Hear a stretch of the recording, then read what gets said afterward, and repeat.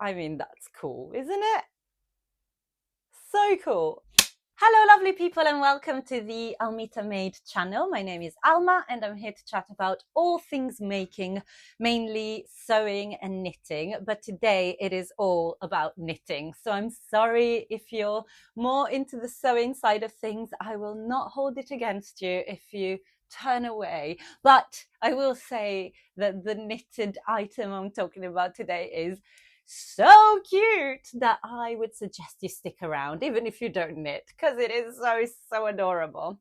Before I get into all of that, I will tell you what I'm wearing. So I'm wearing my Barbie dress. This is the pink gingham dress from the film. As soon as I saw it in the trailer, I knew I had to make myself one. So this is now, what, 3 years ago?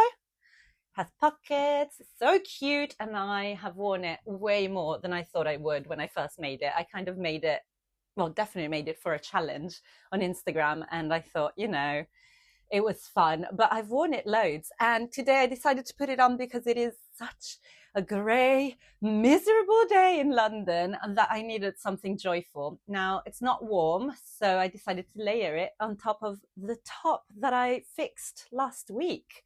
If you saw my last vlog, this tulle top had a very gapy neckline, and I decided very quickly after filming that vlog to add some shirring elastic at the neckline.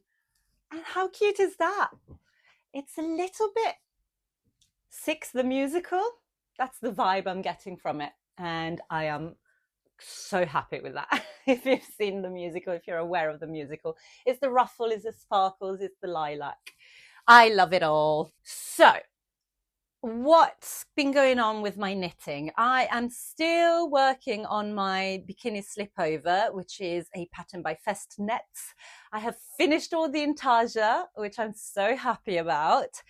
And now I thought that I was at the easy part, which is doing the ribbing on the neckline and the armholes. However, I have since discovered that there is an odd shape that I've managed to create in my attempt to do a narrow shoulder adjustment in knitting without knowing how to do a narrow shoulder adjustment in knitting. And I can't find the resources. Like with sewing, there's so much in terms of fitting that I can find tutorials about. With knitting, maybe I'm searching the wrong way, but I could not find advice on the subject. So I just had to wing it, and I winged it wrong. Or rather, it's worked in terms of the shoulder is now narrower than the original asks for, and it fits me, I think, quite well. But then I've got a weird excess of fabric, basically, here at the armhole. So it's sitting very weirdly now that I've put the ribbing on it. So my plan is going to be to try and do it better, try and find a fix for the other armhole. If that works, I'll go back and undo the first armhole and redo it. So we're a little bit stuck on that, which meant that when I've been knitting on that quite assiduously. Is that the right word? I'll find out. But I'd been working on the Bikini Slipover quite a lot during the heat wave, especially because the weather was so gorgeous. I kept going in the evenings or the afternoons at the weekend, going to the park and just knitting in the sunshine. I would so recommend that. Beautiful, beautiful stuff. And so I really advanced on the Bikini Slipover. I finished all the intarsia while doing that. I seamed it all together in the park, and I was so happy. But then I hit the roadblock of the fit thing. And so I kind of looked around my many bags of projects, and I saw my socks, which I checked all the way back in March. And I'd kind of neglected them in favor of the Bikini Slipover for quite a few months, clearly. But I had almost finished the first sock, which is ridiculous. I should have just kept working on it. But anyway, what's done is done. I picked up the first sock, finished it, cast on the second sock, and finished the second sock all within 4 days, I think it was, which is incredible. Like, I'm so happy with that. The pattern is called the Clawsome Lobster socks by Stone Knits, and I bought it because of this pattern, but it's actually a bundle of 3 called the Fisher Folk socks, something like that. And there's a crab sock and a sardine sock. Now I do have my eye on the sardine sock because I have the pattern already. I feel like that could be a great next one to do. It's more, I don't know, geometrical. It's really cool. It's really cool. I'll put the picture of the Ravelry page for the pattern on screen so you can see, hopefully, the 3 different socks. But I definitely bought the Fisherfolk socks bundle set, that's what she calls them. So the Stone Knits Fisherfolk sock sets. That's so hard to say. I bought it because of the Clawsome Lobster socks, because I fell in love with them as soon as I saw them on Instagram, I think, at some point, whenever she brought them out. I think it might have been last summer, but I kind of earmarked them and I thought, if I do colorwork socks again at some point, I definitely want to make those. And I did. So that's the pattern. If you've followed my vlogs, you will know that I have knit some egg socks in the past. So stranded colorwork egg socks. The Eggs on Toast pattern by Stone Knits as well. So I knit those. I really enjoyed the pattern. I really liked the process. And then I had huge issues with the fit because, as it turns out, the main problem was that I used the wrong kind of wool. So I just bought fingering weight wool before I knew that there was such a thing as sock yarn, which is usually, or often, it's a large percentage of wool with a little bit of nylon. And now the nylon makes the material that you create much more resilient. And of course, if you're making socks, they're gonna rub inside your shoe. So that's why they add nylon. People tend to add nylon to the sock yarn. So that was one problem, the fact that it was not sock yarn. And I'll get to what happened because of the lack of nylon in a minute.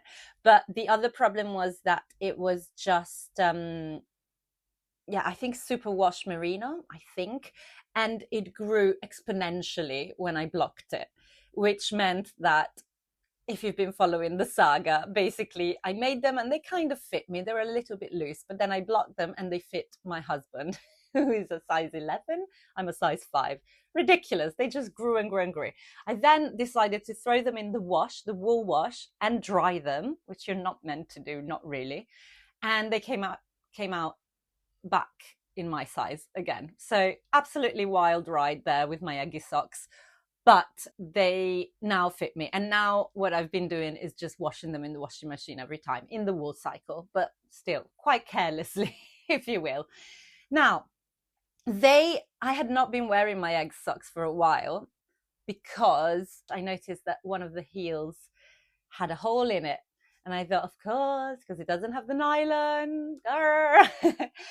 And so I don't know about you, but I try not to have a mending bag, because if something goes into a bag, I would never see it again. I forget all about it. So what I do instead is I put things that need mending on my desk or on my chair. So they're always in the way. And that way they get so annoying that eventually one day I'll just go like, just fix it, Alma. And that's what happened with these. And I finally, let me find which one it is. I've done a pretty good job, I would say, because I couldn't immediately tell which sock it was.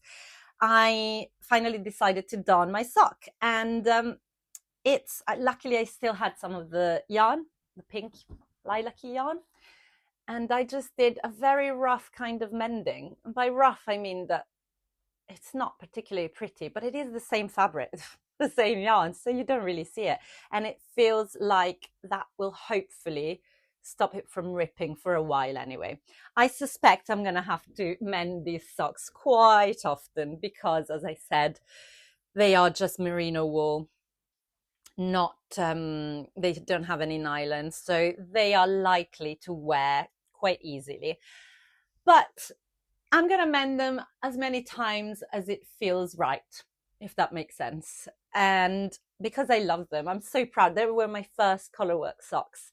And I'll put a little video or some pictures because they do fit beautifully again. So after I mended the broken sock, I washed them again. And they fit beautifully. And they are so soft, they're so warm, which right now, weirdly, I need in my house, even though it's June.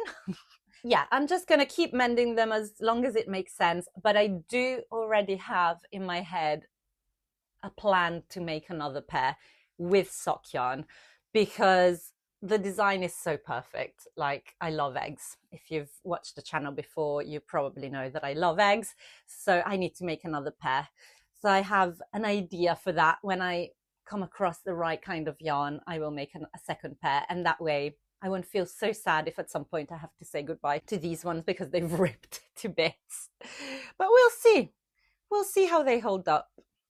But yes, love them. This is I think it was called the breakfast set from Stone Knits. And this is eggs on toast. And the other pattern in the set is avocado on toast, I believe. So it's the same shapes basically, but it's an avocado with a stone in the middle. Very cool. I could potentially make those as well at some point. But anyway, I digress. These are the Eggy socks that didn't quite work because of all the yarn travels. So I knew that after that, I really wanted to buy sock-specific yarn, which I did, I believe, at the end of last year. I got some West Yorkshire Spinners signature 4-ply yarn, which is especially recommended for socks. I got it from McCulloch and Wallace, which is a beautiful shop in Soho here in London. And I am biased because I do work for them as their social media manager, but it is such a beautiful place to visit. I would recommend. And you can buy online as well. I bought the yarn with a staff discount, but I did buy the yarn. And I got myself 3 colors, I think. And when I decided that I was going to do the lobster socks, I decided they were going to be cream with fuchsia lobsters on. I know lobsters are more red, but my color palette lends itself better to fuchsia, I think, because of all the pinks and the purples that I sew with and the purple hair.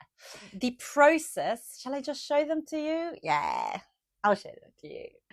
Look at that. It's one of the cutest things I've ever made. It really is. I mean, that's cool, isn't it? So cool. All the little lobsters. Now, the original pattern also has you adding little eyes on the lobsters. I'm not a huge fan of, like, I mean, I know lobsters do have eyes, but I don't love a thing with an eye. I don't know what it is. I've got a thing about it. But I just thought that reads lobster plenty. It doesn't need the eyes. Also, one less color to work with, basically, which is definitely a good thing. So the pattern I've mentioned, the yarn, as I said, is the West Yorkshire Spinners signature 4-ply. I think this color is fuchsia. It's called fuchsia. And this, I think, is milk bottle, which is just off white. A beautiful, beautiful color. A very gentle, creamy off white. And right, so the process, the second sock, as I say, went so fast because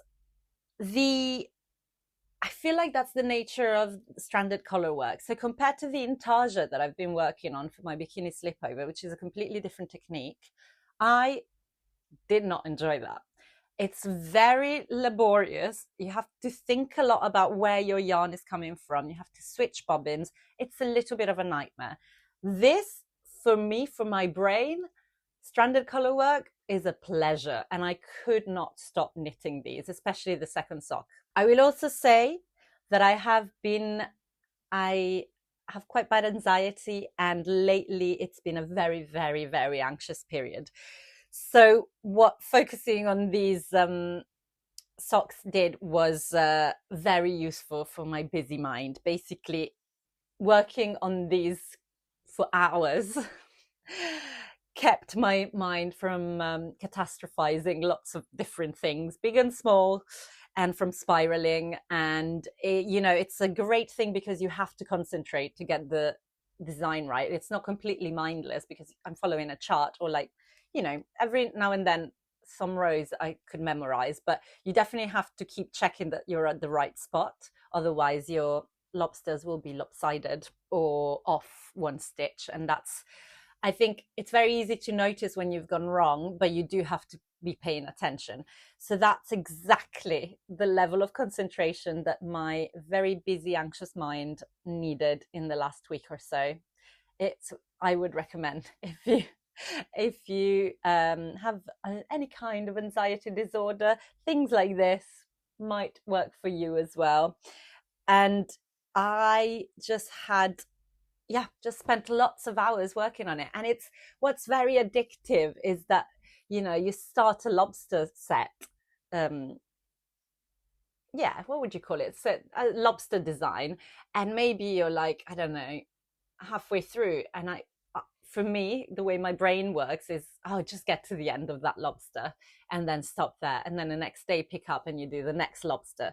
So it's the same reason that I really enjoy a book with chapters rather than a free for all. I really like completing things. So not completing a whole thing in one sitting, but I like to get to a point, if that makes sense. So the way that the design, the color work comes alive is very, very good for that. And these are cuff down, I should have said. So the construction is cuff down. I think the original design has the whole background in the same color. So more like the egg socks. You just have a main color for the cuff and the toe and the heel, and then you have your color work design. These, I decided I quite like the idea of doing a contrast at the cuff and the toe. I did think about doing a contrast heel, but I kind of panicked as to where to start it. I chickened out of it. You absolutely could. I just didn't want suddenly the fuchsia heel to merge with that lobster or this lobster. So I chickened out of it and just did it in white. But I really like the contrast of the cuff and the toe. So that's great. And it adds a little something. Now, the ribbing, I did twisted rib, which I really like now. I think someone suggested twisted rib on one of my videos when I was struggling to get the ribbing to look neat on these ones. And yeah, twisted rib is the way for me for sure. Now, I did these all with 2.25 needles. The pattern tells you to use a bigger needle, I believe. I can't remember what size, but it tells you to use a certain needle for the ribbing, then to switch to a bigger needle for the collar work, because people tend to knit collar work quite tight. I don't think I have that problem. And I really wanted the socks to be slightly smaller than the egg one. So I don't think there's many sizes in this patterns, but I made the smallest one. I went down a needle size at least. So went down to a smaller needle, did everything in the same needle, and made the smallest size. And still, I feel like I could make a smaller size. I'm a size 5, which I don't think is a tiny foot, but there is no smaller size to do. And I don't really want to go down to a 2mm needle. That feels excessive. So I don't know. Talking of the ribbing, talking about needles, what I used were shorty needles. I'll show you actually. This, by the way, is my project bag that I made myself. I made for myself at Christmas. It's a very wintry scene, which tells you when I decided to cast on socks, which was back at Christmas. I started a different kind of sock, just plain socks, and got bored, unraveled them, then switched to the lobsters. But I did keep it in this bag, which is great to hold 2 big balls of yarn. And it has some eyelets. So for stranded color work, I think eyelets are great, because then you have the 2 yarns that won't get tangled because they're coming through different holes. For intarsia, never do it. I did it by accident. I didn't know that there was such a difference. I started putting one of the yarns through one of the eyelets. Nightmare, because then you're tight to the bag. It's a whole thing. I hate it. Anyway, stranded color work for the win. So as I said, I used 2.25mm needles, but you can, I think the instructions are for magic loop, but since my egg socks, I tried a shorty needles, which are these tiny ones. Can you see them? So they're much shorter needles, tiny 9-inch cable, I want to say.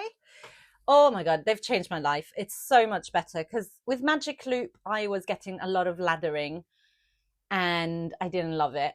And also I find the flow is very much interrupted when you're doing magic loop. Some people love it. Some people love double pointed needles. I have no interest in looking at that. That looks like a nightmare to me. I don't know why. And then I found out about shorties, and I have found my happy place. Absolutely. So cute. So you're just going and going and going, which helps with speed.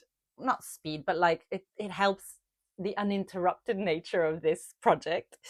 And they're great. You can do everything from the ribbing on the cuff to just before the toe. When you get to the toe, you can't you can't knit a toe with shorties, because you kind of can't get, you're making a narrower, even narrower tube, let's call it, and you just can't go around it with the short cables. So what you do is just before the toe, you switch to magic loops. So these are also 2.25 millimeter circulars, but with a longer cable. And so you switch to magic loop, which is a technique where you knit on one needle, then you shift everything. So you've got, I'm not going to explain magic loop. It's very confusing if you have no idea what I'm talking about. If you know what I'm talking about, that's what you do with the toe. You switch to these, and it's just for the toe section. So fine. Also, it doesn't matter as much because it's a flatter bit that you're doing, if that makes sense. What would it be? This. So where you're switching needles, let's say on magic loop, it's on these little edges, and it's fine. It doesn't matter as much as when I used to get a laddering there from magic loop, you know. This will make sense to some of you and less sense to others, but that's okay. Anyway, the shorties, revolutionary. That's been such a change for me in sock making. The twisted rib, also a huge improvement. Now, what I have noticed, because I've got them both out, is that the egg pattern has a much deeper cuff than the lobster one. I think I prefer the deeper cuff. So next time I need to remember to make as many rows as this. I can't remember if that's in the pattern, or maybe I lengthened it. Who knows? But I really like the look of the longer cuff. Speaking of the cuff, I will say that I would like the cuff to be a little bit tighter. So at the moment, it's not really pinging anything in. As I said, I'm already knitting with a tiny needle, so I don't really want to go down with that. I tried to physically knit it quite tight, and it still hasn't made that much of a difference. I'm thinking next time maybe I try a 2x2 rib. Does that make it pingier? Answers on a postcard. The other thing I will say about the cuff, because I really like this look of a contrast cuff compared to the body of the sock, I definitely want to do that again. What I don't love is that I got a jog. Is that what you call it? Because you're knitting in the round, but you're kind of knitting a spiral, really. So here at the beginning of the round, there's a little bloop between the white and the fuchsia. Absolutely fine. It's a sock.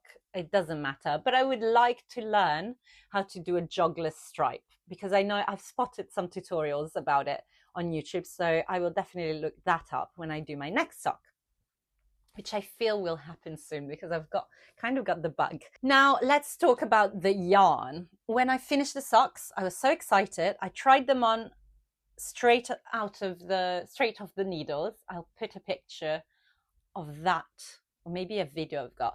So this is before blocking, and they fit very nicely. Then I decided to block them by hand. So just put them with some wool wash, let them soak in not very hot water, then did the whole towel thing where you kind of sandwich them in a towel, roll them up and squeeze out some water so you're not wringing them. Did all of the stuff that you're meant to do. And as soon as I got them out of the towel, I was like, this has grown. I can just tell this has grown. And when I tried them on before blocking, they weren't tight. So I thought, I don't want them any looser than that. So I started drying them, but I kept looking at them thinking, they've loosened so much. So what I decided to do was throw caution to the wind and put them in the wash. I didn't even check. Actually, let me find out. Can you put this yarn in the wash? I guess so. I'm thinking yes. Here we go. So That's the label. Okay, yeah, 30 degrees. And this is, by the way, 75% wool, 25% nylon. Perfect. That's why it's perfect for socks. And interestingly, the recommended needle is 325. I use 225, so much smaller. Oh, I'm learning a lot. There's a symbol for dry flat. It's a little square with a line through it. I didn't know that was a symbol. Then it says do not tumble dry, and it says do not bleach. Fine, you can iron, you can wash at 30. Okay, so you can machine wash this wool. Good. I didn't check before doing it though. And I just put them on a wool wash at 30 degrees. And I decided, I don't have a tumble dryer, but there's a drying cycle. And I decided to just let them dry as well for 40 minutes. And I thought, you know what? If they're tiny, I'll give them to a child or something. It's going to be fine. But they came out absolutely perfect. Like, they definitely shrunk back in from how they were when I hand washed them. And I'll put a video of how they fit and how they look after washing them in the washing machine. So what I'm saying here, and by the way, in that same wash, I put the Eggy ones and did the same. So wool wash, 30 degrees, drying for 40 minutes. And they're both fine. Nothing felted, nothing wrong with it. And they fit as best as they can fit, basically. I will say there's a tiny bit of excess maybe here in these ones, but negligible. I think the fit would be better if I could make the ribbing tighter, as discussed. So I might try next time doing it deeper and 2x2. If that helps, I don't know. We'll find out. But these are so like miles away in terms of fit compared to how they looked when they came out of the hand wash. So successful socks were made, and I think they are absolutely adorable. I've been thinking of ways to wear them, and I just want to wear them in a way that shows them off. I have seen people who knit socks wear them with clogs, for example. I'll have a look at how they look with my clogs. I don't know if it's a look that works for me, but I just want to show them off because look at them. So cool. So cool.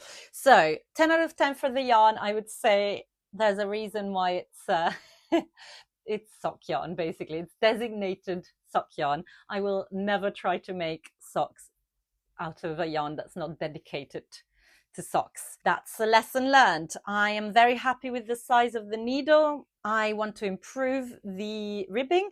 And a word on floats. So this is what the sock looks like inside, which I think is so cool. It's like chaos, but neat chaos, you know? I love that. And these little strands are called floats. And it's where you're carrying the color that you're not using in the design at that moment. And I followed Charlotte from Stone Knits, basically recommends not catching your floats too often. And catching your floats it's a way so that you kind of almost like tie your yarns together or twist your yarns together so that you don't end up with super long floats, because people are worried that you might get it caught in your foot or nail when you're putting them on or something. I think it's fine as long I put them on with a little bit of care, you know. They're not shop bought socks, but they are absolutely fine. And so what she recommends you do is to only catch floats if the space between colors is over 9 stitches or something like that, or over 8 stitches. So I only did that when there was a really long 9 stitch count, and it's fine. Because if you catch them too often, what she says is that the fabric becomes very inelastic, which is not what you want. Yeah, the heel, is it called the heel flap and gusset? I never know what that's called. There's different types of heels that you can knit. And I think these two are the same, but I might be completely wrong.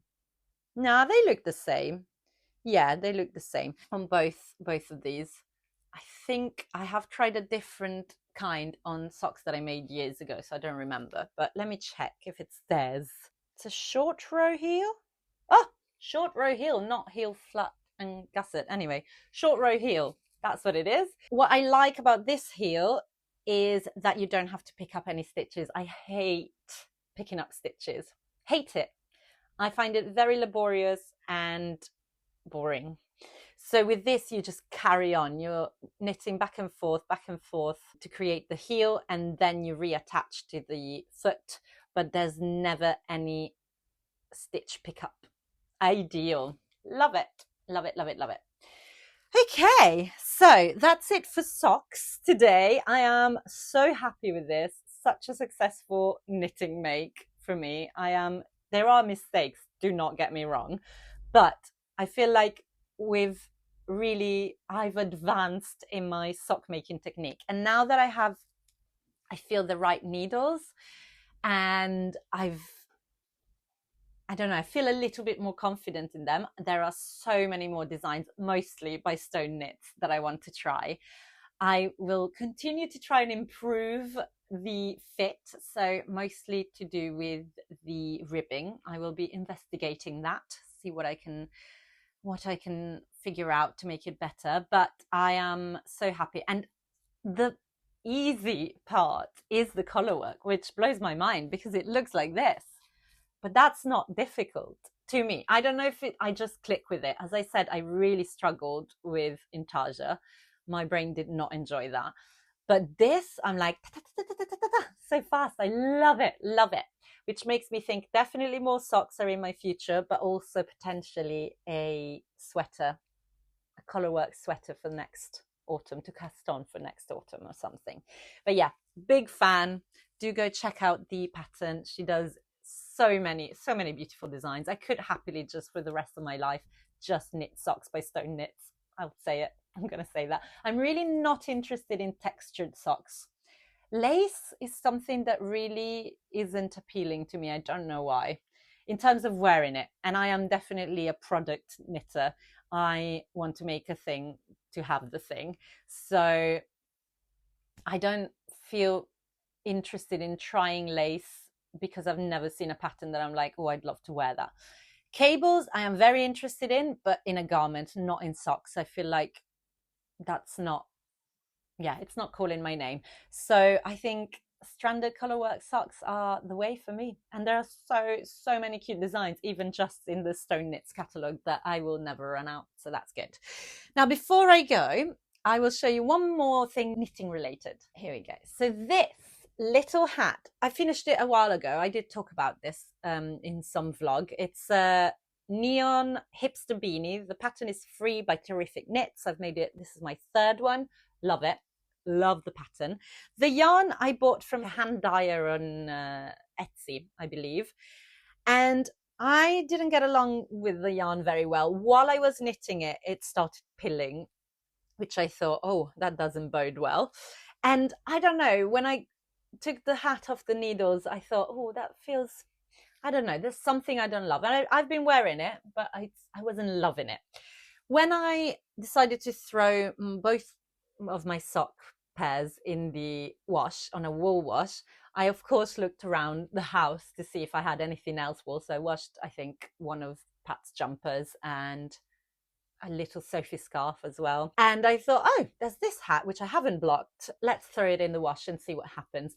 The yarn came with zero care instructions, which really bothered me. But I decided, again, I think that's the way I am, and it's a good way to be. I thought, worst case scenario, it felts, I'll have a hat for Roy, my dog, or something. It doesn't matter. It doesn't matter. I will live with that.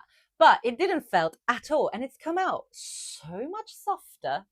And I did depill it before throwing it in the wash with one of these, which works very well, which, you know, it's fine to depill. What I was annoyed about was that I'd barely worn it. It barely come off the needles and it was pilling everywhere. So that's annoying. I don't mind depilling every few months to like maintain a knit. Like I had to depill these as well after, you know, before throwing them in the wash. And there's a pill there. There you go.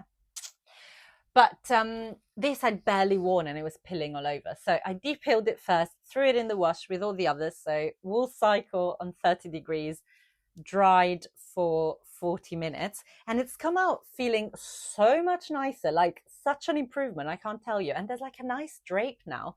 And I then blocked it. I did put a picture on Instagram, you might have seen it, on a basketball. Fine. It's the only thing I could find in the house, and I propped it up on top of a big 3D printed face of a man that Pat just happened to have for one of his shows. And yeah, this is post blocking. I will ruin my hair, but it's the end of the vlog. It doesn't matter. There we go. So I think it fits much more comfortably. We've lost a bit of the nipple. I don't know if you remember when I first tried it on, there was like a boo, and you can barely see because of the neon of it all. If I go here, no. I need like something behind me so you can see without the lightness behind. Let me just try and find something. Yes, look how well it works. Because you can't see it against the white wall. I really like that. I think the improvement is fantastic. That's the first time that I've blocked something and I'm like, oh, much better. So it's really cute. I'm glad I did it.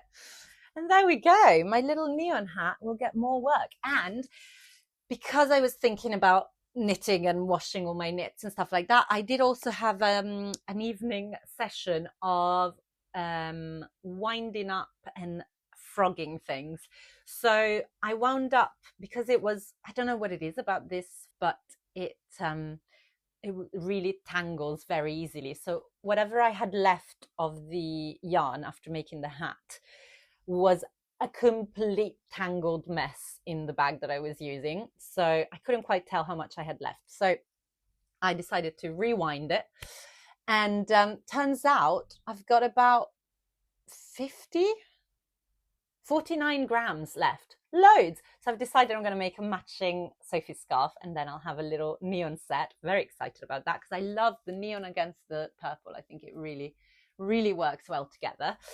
And so I did that the other night, and then I also frogged my scarf number 5. I talked about that a while back. It was a fail. I didn't really have enough yarn to make it as big as I wanted it. It was curling up. It wasn't staying in the triangular shape that I wanted it to be because I had to cast off really tightly because of the lack of yarn.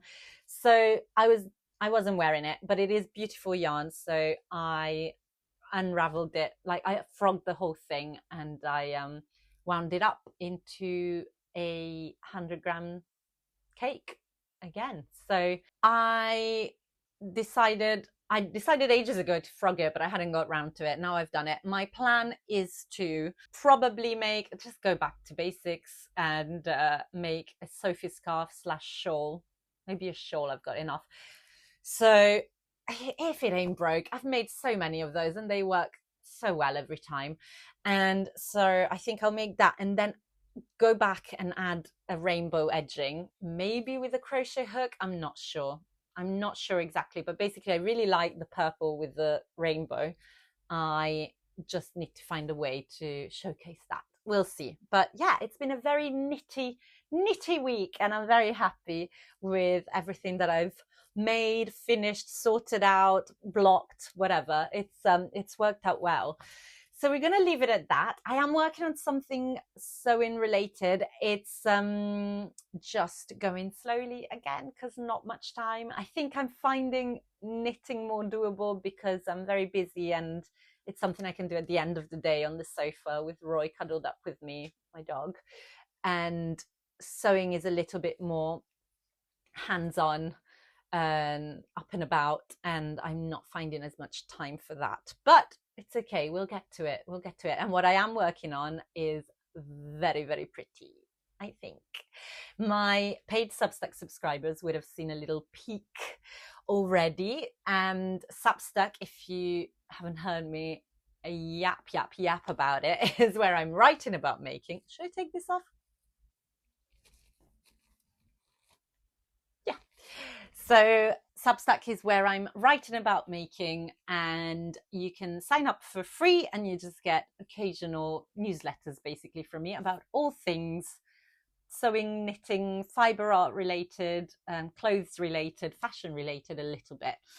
And if you subscribe for £4 a month, then you get extra posts, and they're usually sneak peeks at what I'm working on before I share it anywhere else on Tinternet. It is hopefully not a huge amount for you, but strength is in numbers, so if as many of you as possible can sign up to that, it will make a huge difference for me, and it just helps sustain the content output that we do over here at Almita Made, which is me.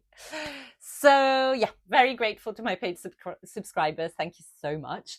But do go and check out Substack for free. It is quite fun. If you like reading about making, I really enjoy writing about making, so that's fun. If you enjoyed this video, I hope that some of you watched, even though it was all knitting. If you enjoyed it, please do give it a thumbs up and consider subscribing if you've just found me. Maybe you were looking for just knitting content and you found me. That would make me so happy. Do subscribe if you enjoyed what you saw today. There are so many videos in my catalogue with a mixture of different fibre arts. So I hope you enjoy looking back, going back and looking at those. And I would also like to tell you that, there is a new episode out of the podcast that I produce, which is a queer podcast called Out with the Attitude Presents, Out with Susie Ruffle. This week's was such a gorgeous interview. I really loved it, and I hope you enjoy it as well. We are coming to the end of the series, so there are a lot of really good episodes to listen to or watch on YouTube. I will link all of this below. If you are able to, you could also send me a virtual coffee, and I'll put the link below and the QR code on the screen. And I think that is everything. Oh, I'm just going to tell you before I go about something so delightful, which was that I went to a thing called Knitflix, which is this was last week, I think. Yeah, Knitflix at a cinema near me. So lucky that that's happening. They screen a film and leave the lights on so everyone can knit or crochet or embroider, whatever you want to do. I had been wanting to go to one for ages, and I knew that this cinema did it, but none of the films so far had kind of piqued my interest. But this film this month was The Sheep Detectives, which I think it's kind of for kids, but I loved it. It's basically cozy crime, and there's sheep involved that talk. And I loved it. Loved it. Cried pretty much throughout. It's really emotional. I was not expecting that. Quite emotional. And full of I don't know, deep life lessons about acceptance and about dealing with grief. It is a deep film, quietly, but then also really cute and quaint. It's in a made-up village. I think it's made up. I'm so sorry if that place exists. And it's got an amazing cast. There's Emma Thompson's in it, Hugh Jackman's in it, cousin Greg from Succession. That was a surprise. Very left field. But honestly, watch that film. But not only was the film great, I could knit throughout, and I met some lovely knitters. Some people from my knit night group that I go to in Notting Hill, which was amazing. But then I met someone new as well. It was just so wholesome, so I don't know, just nourishing for the soul. Really beautiful. And I'm going to say, because I haven't talked a lot about my knit group, I don't think. I think if there is a group like that in your vicinity, go. There is nothing but positives that I can say about that experience. I initially went with a friend, and then I didn't go for ages because we couldn't make it work. And then eventually I went back by myself, and I don't know what took me so long to just go. It is the perfect place to go by yourself and make new friends, hopefully. I think I can say that. I really like it. And when you get older, it's very hard to meet new people, I think. You don't have the same opportunity to meet new people and make new friends. And I feel like I am making new friends thanks to this knit group. And you don't even have to knit. I mean, it could be that you crochet. There's definitely crocheters at my knit night. And there is someone, lovely Chloe, that, for example, is a sewist, and she brings stuff that she needs to unpick to knit night. Perfect. The kind of boring stuff that you don't want to do at home, you can just take it to the pub. It's in a pub that we do it, and just unpick while chatting to other fiber enthusiasts. Delightful. So I think if you spot that there's a knitting group or crochet group or whatever, stitching group in your area, I would really encourage you to go out and get over your initial fear, because I definitely had fear and like nervousness going by myself, but it is designed to be welcoming to just people on their own. It's beautiful. What a beautiful thing that it exists. And I'm sure that there are plenty around the country that you could join, around any country. Hopefully, I would imagine this is done. I know that, I don't know, I watch a lot of knitting YouTubers, and all over the world they seem to mention knit nights, from Ghent to, I don't know, Seattle. So yeah, they are everywhere. I'm going to leave it on that. Thank you so much for joining me for this little chat for my lobster success. I'm going to call it a lobster success. I am so pleased. And until I see you again, keep making and keep chatting about making. Bye. Can she make this work? I think this might work. Absolute scenes.